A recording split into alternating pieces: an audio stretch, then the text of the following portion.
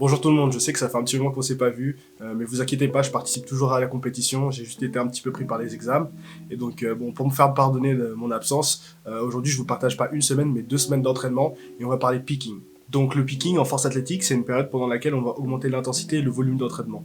La longueur de cette période peut varier. Ici, le picking a duré 2 semaines, donc c'est les 2 semaines que vous voyez en ce moment à l'écran. Le but, ça va être de construire votre capacité à pouvoir encaisser du volume d'entraînement et surtout travailler en lourd. Donc c'est la période de la préparation qui va être la plus intéressante puisque c'est là que vous allez travailler le plus lourd. C'est aussi la période qui va être la plus fatigante. Vous allez vous demander pourquoi vous vous êtes lancé là-dedans et pourquoi vous avez voulu faire de la compétition. Ça va vraiment mettre votre motivation à rude épreuve, moi je trouve. En début de préparation, j'avais aucun mal à aller à la salle, franchement, pas besoin de me motiver. Mais là, pour le coup, quand les semaines deviennent de plus en plus lourdes et de plus en plus fatigantes, je trouve que c'est de plus en plus difficile de se motiver pour aller à la salle. Donc, vous allez voir, j'ai rien lâché.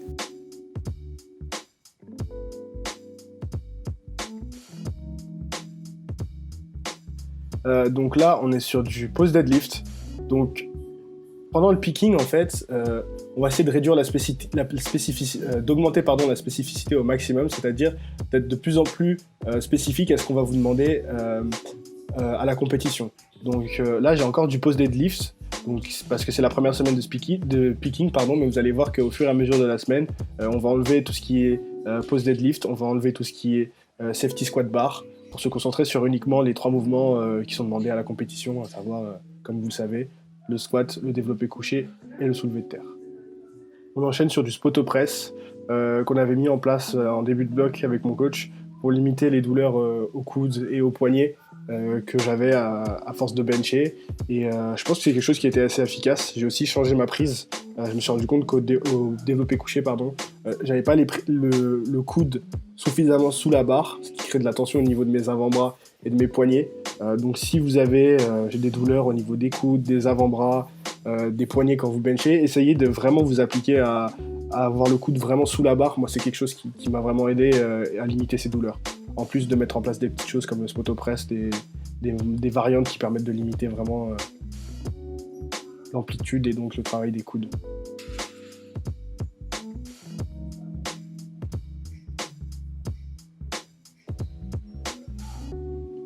On enchaîne sur le jour 3 avec du tempo squat. Donc un beau tempo, je trouve en tout cas, à 150. Puis safety bar squat. Donc encore une fois, hein, tout ça à la deuxième semaine, vous allez voir, ça va dégager. Hein.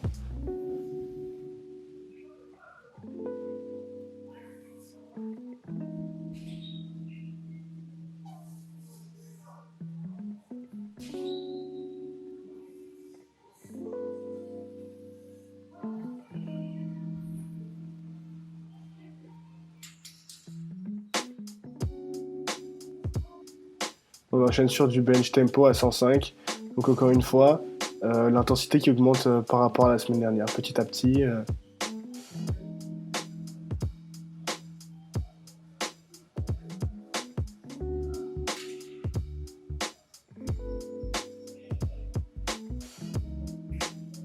J'ai fini par un peu de rowing parce que j'ai skip, j'avoue.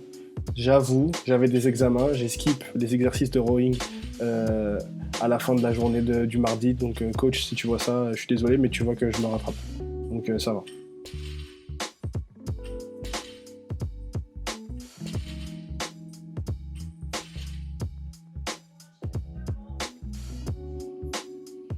Jour 4, jour lourd.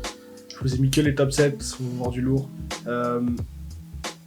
Donc top 7 au squat à 175 kg qui était un PR, un record. Ma troisième tentative pendant la dernière compétition était à 170.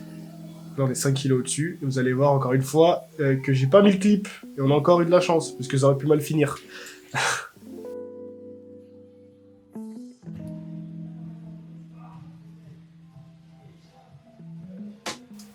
Deadlift. Alors je sais pas comment vous approchez vos top 7 au deadlift, mais moi j'ai vraiment besoin de me hyper à max. Surtout que là on est à 210 kg, un poids que j'avais jamais soulevé, donc encore une fois un record personnel.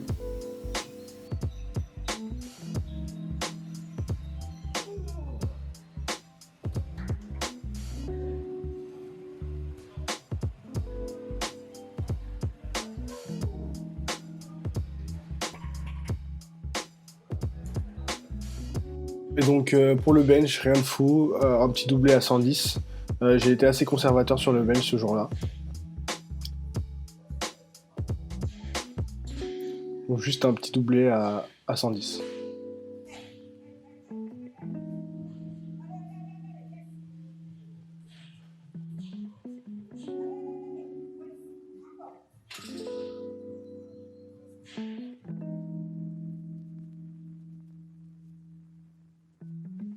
On enchaîne avec le jour 5, les jours un peu plus bodybuilding pour la masse, que j'ai pas skip pour une fois, à noter.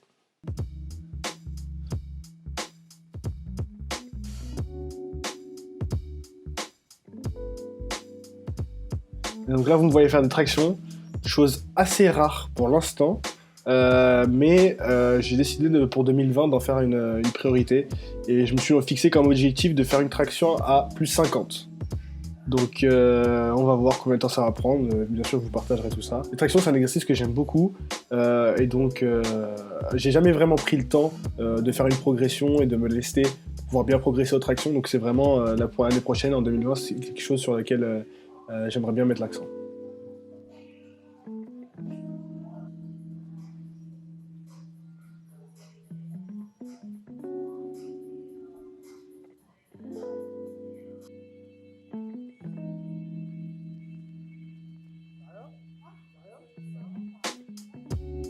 Donc comme vous pouvez le voir là, sur le premier jour de cette deuxième semaine, j'ai été surpris par l'alarme incendie en plein milieu de mon set de squat. On a quand même fait le taf, hein. Donc un petit triplé à 155, il me semble, qui bouge beaucoup plus vite que celui de la semaine dernière.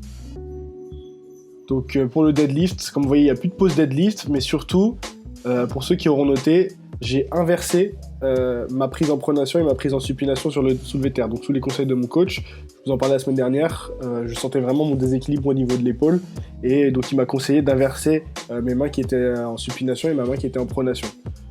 Très bizarre au début, je sais pas si je vais le garder honnêtement, et j'ai remarqué aussi, surtout pour l'avoir essayé sur du lourd après, que je n'ai pas de grip. J'ai tout simplement pas de grip, j'arrive pas du tout à maintenir le set entier comme ça.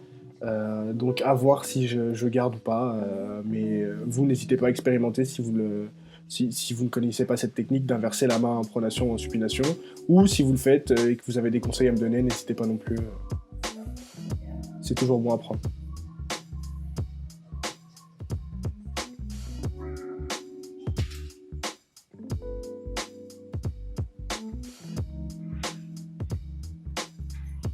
Donc jour 2, jour de bench, rien de fou non plus. J'ai dû m'entraîner au fitness park de la Défense cette fois à la place de celui de Nanterre pour les questions de temps. Mais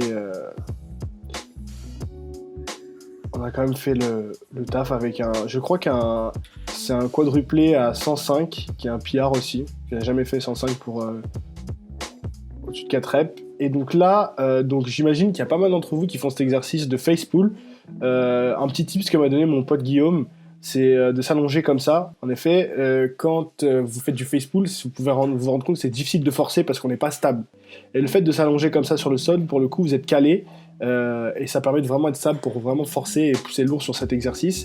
Et surtout, ça permet de mimiquer votre position pour le bench. Donc pour ceux qui sont des benchers qui ont un fort pontage, le fait de s'allonger au sol, ça permet de reproduire un petit peu votre pontage et de pouvoir faire du face pull dans la même position que vous benchez. Donc je trouve ça que c'est vraiment une variante qui est intéressante. Donc là, jour 3, jour qui a été fait à 6h du matin. Alors je vous raconte pas la galère que ça a été de se lever pour aller s'entraîner à 6h du matin, mais j'avais pas le choix, j'avais un bus à prendre pour le week-end parce que je partais aux Pays-Bas. Donc j'ai fait mon entraînement à 6h et même si c'était dur, comme quoi quand on veut on peut, hein. Donc pas d'excuses les gars.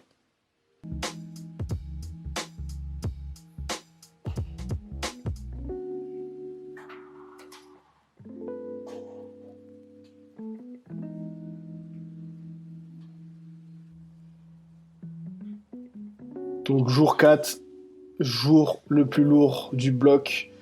Comme vous voulez voir, je me suis assez hypé à l'ammoniac. Est-ce que certains d'entre vous l'utilisent? Moi, c'est quelque chose que j'utilise sur vraiment les jours où je veux vraiment performer. Je l'utilise aussi en compétition. Si vous ne l'utilisez pas et que vous souhaitez vous y mettre, je vous conseille ne pas juste le faire en compétition. De vraiment vous y habituer pendant les entraînements à l'utiliser aussi. Alors pas tous les jours, mais les jours où vous soulevez lourd. Surtout parce que si vous l'utilisez qu'en compétition, ça peut un peu vous perturber, vous hyper un peu trop et vous déstabiliser et vous faire perdre votre technique. Donc je trouve que c'est important de aussi l'implémenter pendant les entraînements. Plutôt que de faire une inspiration forte, moi je vous conseille d'inspirer lentement pendant longtemps. Je trouve que c'est ce qui marche le plus sur moi. Si vous aussi vous l'essayez, n'hésitez pas à me dire comment vous l'adoptez. You compete as well? Probably. Yeah. Like, do you have a severe grind?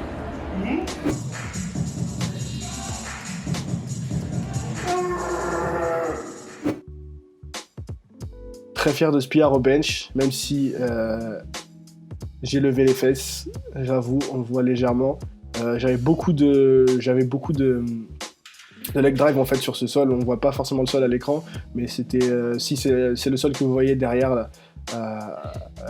Je sais pas, mes chaussures agrippaient beaucoup plus que d'habitude et c'est vrai que j'avais un leg drive assez puissant, donc j'ai un peu levé les fesses, mais très fier de cette rep à 120 et j'espère qu'on va pouvoir faire la même chose sur la plateforme dimanche. Donc c'est tout pour cette vidéo, j'espère que ça vous aura un petit peu appris des trucs ou ça vous aura montré un petit peu de l'intérieur comment vivre un picking. Ces semaines étaient très fatigantes, franchement ça a mis ma motivation à rude épreuve pour la salle. Je sais pas si c'est votre cas, vous, si au contraire d'aller vous massacrer à la salle, ça vous motive encore plus, ou si au contraire de temps en temps vraiment vous vous demandez pourquoi vous faites ça, ce qui était mon cas. Mais au final, comme vous avez pu le voir, on est vachement récompensé. J'ai PR sur les 3 mouvements, un 191 squat qui est plus 10 kg au-dessus de ma 3e attempt pendant la dernière compétition, un 120 au coucher, pareil, plus 8,5 sur ma 3e attempt à la compétition, et un 215 au soulevé de terre, qui franchement, mon soulevé de terre a vraiment décollé pendant ce bloc, je suis super content. J'espère à la compétition pouvoir vous montrer toute l'étendue de mes progrès. Donc si vous êtes encore là, merci beaucoup d'avoir regardé cette vidéo jusqu'à la fin. N'hésitez pas pareil à commenter, à la partager. Tous ceux qui partagent mes vidéos à chaque fois que je les sors en story, je vous vois, je vous remercie beaucoup.